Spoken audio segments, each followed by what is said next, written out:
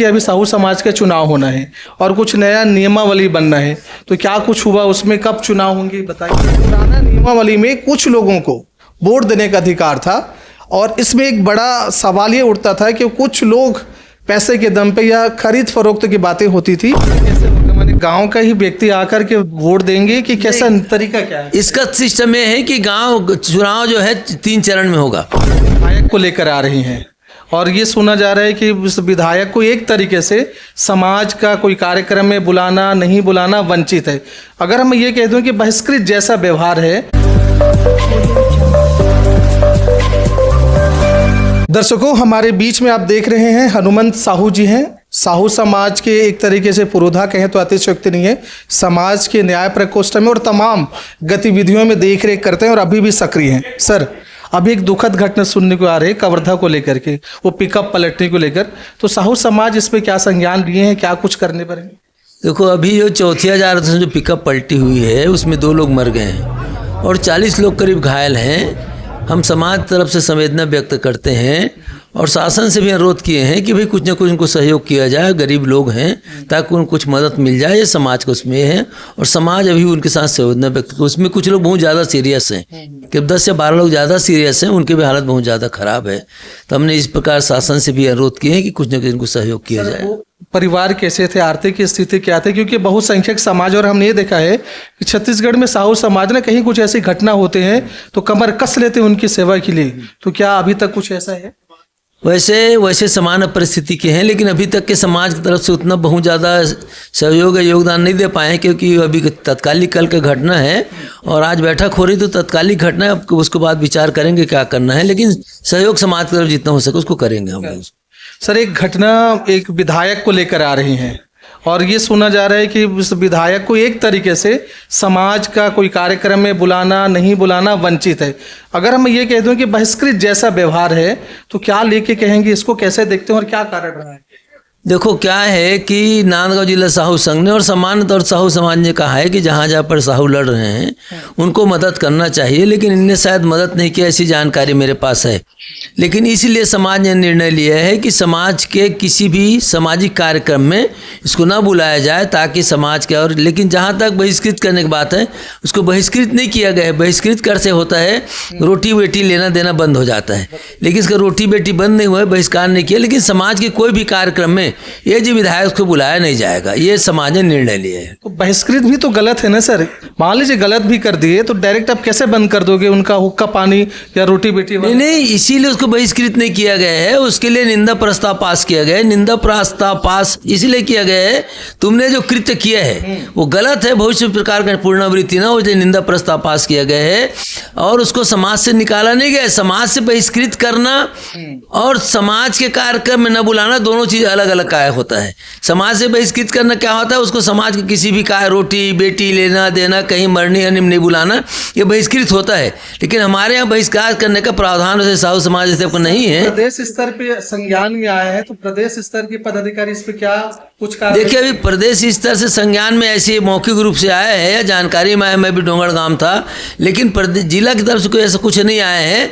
लेकिन जिला ने जो निर्णय लिया उस निर्णय का प्रदेश जो है यथावत पालन करेगा और हिदायत देंगे भाई, अगर आप जब आप चुनाव लड़ते हो तो साहू लोग आपको मदद करते हैं, लेकिन अब साहू लोग दूसरे चुनाव लड़ते आप मदद नहीं करते, गलत बात है। इस बात को हम भी प्रदेश तरफ से इस बात का हम निंदा करते हैं। क्योंकि सर अक्सर देखा गया है जो साहू बने हैं वो साहू बाहुल्य साहू के वजह से बने हैं और उन्हीं का ना करना। अच्छा, एक और बड़ा सवाल है, लोग पूछ रहे हैं कि अभी साहू समाज का चुनाव होना है और कुछ नया नियमावली बनना है, तो क्या कुछ हुआ उसमें, कब चुनाव होंगे बताइए। देखिए, साहू समाज में अभी जो नियमावली बना है उस नियमावली में खरीद फरोश और समाज का जो दिशा गलत जाता है, क्योंकि अभी तक जो निर्वाचित अध्यक्ष उपाध्यक्ष वही मतदाता होता है, उससे मुश्किल से 116 या 17 लोग मतदाता होते हैं और इतना बड़ा 56 लाख की साहू जो है और एक 16-17 मतदाता तो उससे होता नहीं और गांव के लोग इससे वंचित हो जाते हैं। तो इसलिए उसे हम परिवर्तन कर रहे हैं कि गांव के लोग ही मतदान करें और गांव के लोग ही चुने कि कौन जिला का प्रदेश का पदाधिकारी बने, वो गाँव के लोग चुने, ताकि उनको मालूम लगे कि फलाना व्यक्ति जो है मेरे समाज का अध्यक्ष है, मेरे जिला का अध्यक्ष है, उनको जानकारी हो और वो उनमें अपना योगदान करें।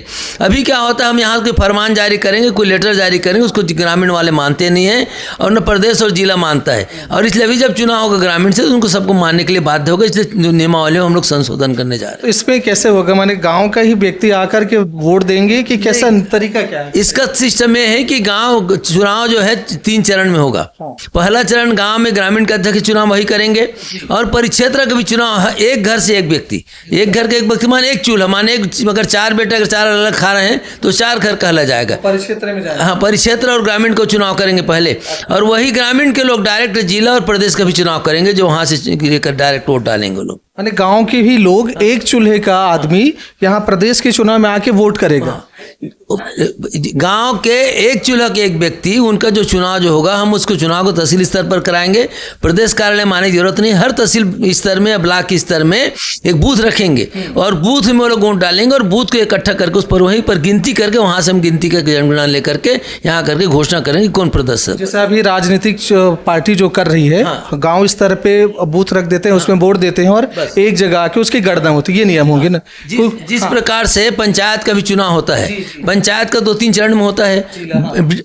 पहले होता है पंच और सरपंच का, उसके बाद होता है जिला और बीडीसी का। उसी प्रकार से हमारा भी सिस्टम होगा, ताकि गांव के लोगों को मालूम पड़े कि इतना बड़ा साहू समाज, ताकि हमारे समाज में एक जागरूकता है, एक रूपता है, इससे ग्रुपता आएगा। अभी गांव के व्यक्ति के नहीं मालूम कौन क्या हो रहा है, कौन सी नियमावली बना हुआ है, तो इसलिए नियमावली से हम संशोधन उसमें करने जा रहे हैं। और 2-3 संशोधन सामाजिक भी नियमावली करेंगे। जैसे विधवा, हमारे समाज में है कि विधवा जो माँ बहन है अपने बेटा को मोर नहीं सकती, बच्चे अपने बेटी को नहीं सकती शादी ब्याह में, तो उसमें हम लोग संशोधन करने जा रहे हैं। कोई भी विधवा माँ अपने बेटा और बहू को मोर सौंप सकती है। दूसरा, जो चूड़ी उतारने की जो प्रथा है, तालाब में चूड़ी उतार करके जो एक उपहास का पात्र बनती है, वहाँ चूड़ी उतार रहे हैं, बाकी लोग गप्पे मारते बैठे रहते हैं, तो उसमें करने हम लोग जा रहे हैं, चूड़ी घर पे उतार लें और तालाब में जाकर जो नहाने वाले कार्यक्रम करके उसको वापस आ जाए, ये उसमें हम लोग संशोधन करने जा रहे हैं। 2-3 संशोधन प्रमुख दिख रहे हैं। अच्छा, कुछ जो इसमें कैंडिडेट बनना चाहते हैं, प्रत्याशी बनना चाहते हैं, उनके लिए कोई नियम है, कोई शर्तें हैं, कोई एक रकम है कि आप जिला अध्यक्ष बनना चाहते हैं या प्रदेश का अध्यक्ष, तो इतना कोई देखो, उसके लिए हम लोग राशि तय करेंगे, अभी तय नहीं किए हैं, लेकिन जो प्रत्याशी होगा उसको 5,000-2,000 राशि अपना नामांकन शुल्क जमा करना होगा। और समाज का कोई भी व्यक्ति जो समाज के मूल धारा में जुड़ा हुआ है वो चुनाव लड़ सकता है, उसके लिए कोई पाबंदी नहीं है। सर, कब तक चुनाव होने का? ये वैसे अप्रैल तक है, लेकिन ऐसा लग रहा है संभावना अप्रैल अगर नहीं हुआ तो 1-2 महीनों से एक्सटेंड करके चुनाव हम लोग कराएंगे, लेकिन कोशिश करें कि अप्रैल में चुनाव हो जाए, ये प्रयास जारी है। अधिकतम मई तक जाएगा, ज़्यादा से ज़्यादा, उससे ज़्यादा नहीं खींचेंगे इसको। तो दर्शकों, आपने देखा, तमाम लोग मुझे पूछ रहे थे कि चुनाव कब होना है, कैसे होना है और तमाम चीज़ें हैं, तो सर ने बता दिया है कि अधिकतम मई तक, नहीं तो अप्रैल में कोशिश रहेगी कि चुनाव हो जाए। और चुनाव कैसे होगा, अभी त्रिस्तरीय पंचायत चुनाव हुआ था, आपने देखा होगा कि जिला स्तर के अगर कोई खड़ा हुआ है तो गांव में भी वोट डाले थे, गांव के ग्राम पंचायत भी वोट दिए थे, और तमाम गांव का मत जो था, पेटी जो था, वो आए थे जिला में और वहां काउंट हुआ था। सर, अगर मैं गलत ना बोलूं तो बताइएगा।